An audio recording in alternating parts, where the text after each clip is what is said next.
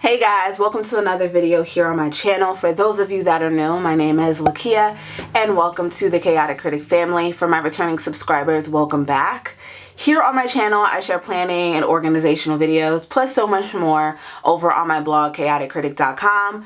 The link is always in the description box.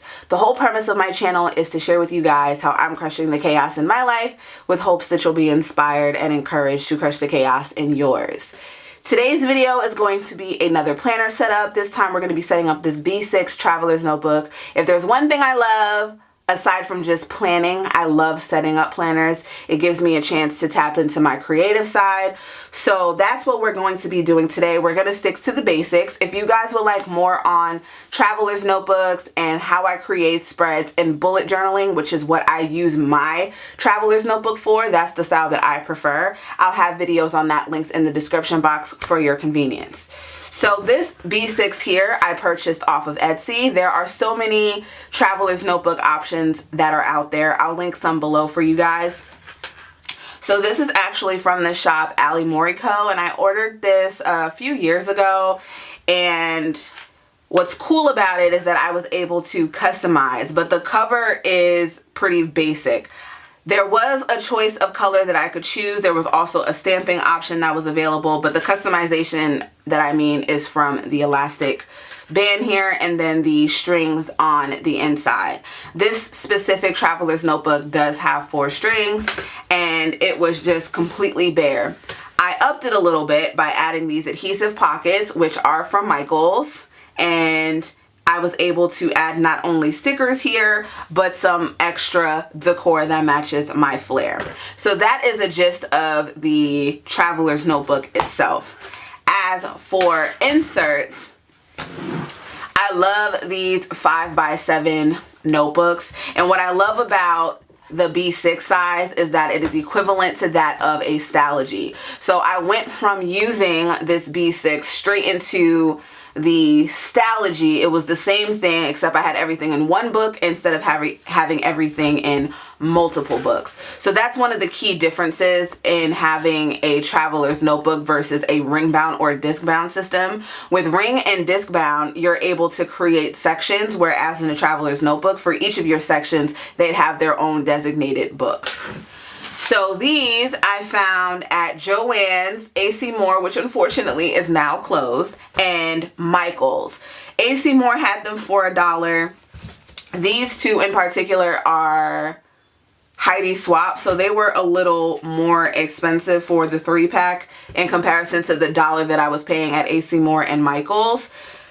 And then with these, they were basic, boring covers, and I just used scrapbook paper and some stickers and just layered them on top. That's the cool thing about customizing. You could have a seasonal book for someone that wants to do December daily, which is basically journaling every day of December. You could do that, which I have done. I've done a December daily book. You could have one for notes. You could have one for to-dos. You could have one for journaling. The thing about the Traveler's Notebook is that you can really maximize it and customize your books however you wish. Even with notebooks like this, you can still go ahead and cover the covers if you would like. These were just fine for me. So this one in particular, which was one of my favorites, this was my journaling insert. And I put a little pocket here on the cover, and this was a printable that I went ahead and just wrote a little bit about the shows that I was watching on Netflix. Just highlighting those, the Princess Diana documentaries. And then I had a little ratings key for this little movies to watch list here.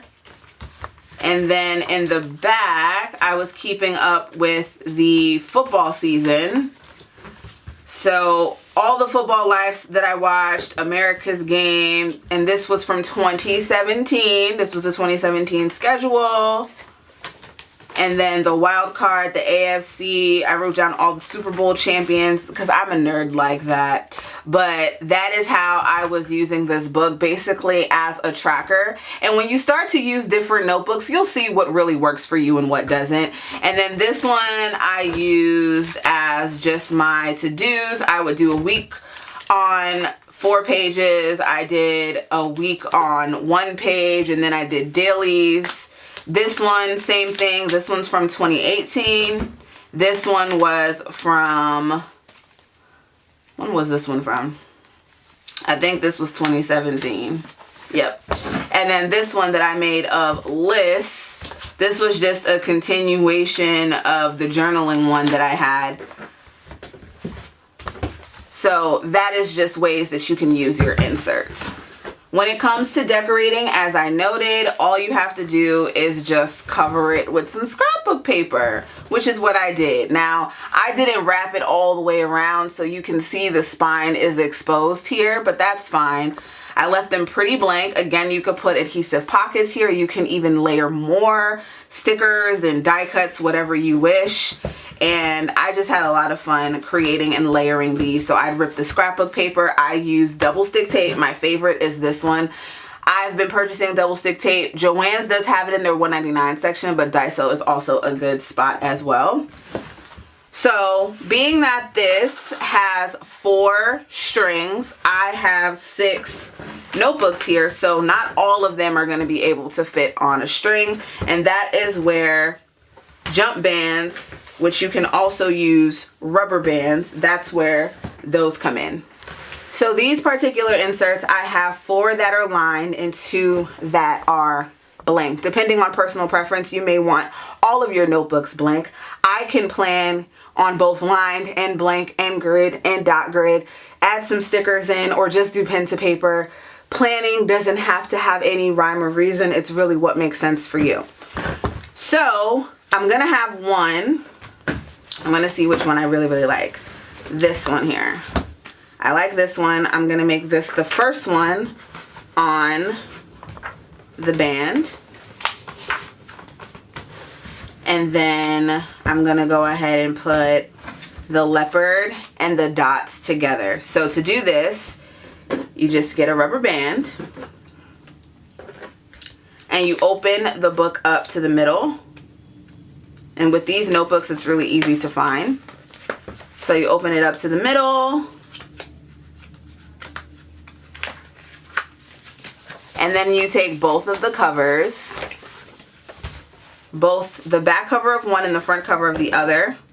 Then you go and take the rubber band, put it on down in the middle, close the books, and now they are joined together.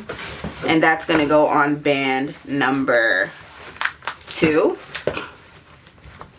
Then for band number 3, I'm going to take another lined book and just put it here. And then on the last band, I'm going to go ahead and join them again. And this is a line, this is a blank one mixed with a lined one. Again with the rubber band, just go ahead. Oops, that one popped. But I have another one.